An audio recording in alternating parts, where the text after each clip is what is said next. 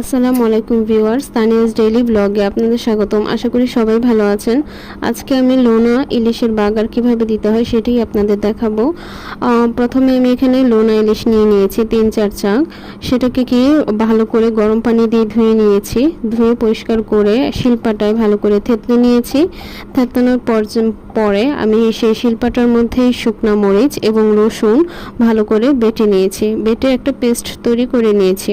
আমি আলাদাভাবে এখানে গুঁড়া মরিচ 2 চামচ এবং হলুদ গুঁড়া 1 চামচ অল্প পানিতে ভিজিয়ে একটা পেস্ট তৈরি করে নিয়েছি।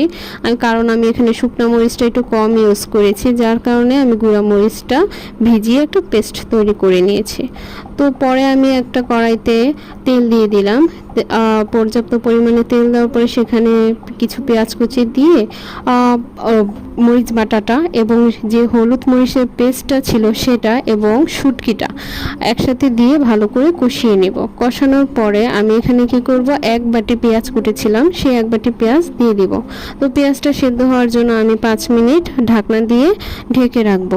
ঢাকনা দিয়ে ঢাকার 5 মিনিট পরে আমি এটাকে আরও 2-3 মিনিট ভালো করে ভেজে নিব। ভেজে নেওয়ার পরে আমার বাগারটা হয়ে যাবে, আমি নামিয়ে নেব।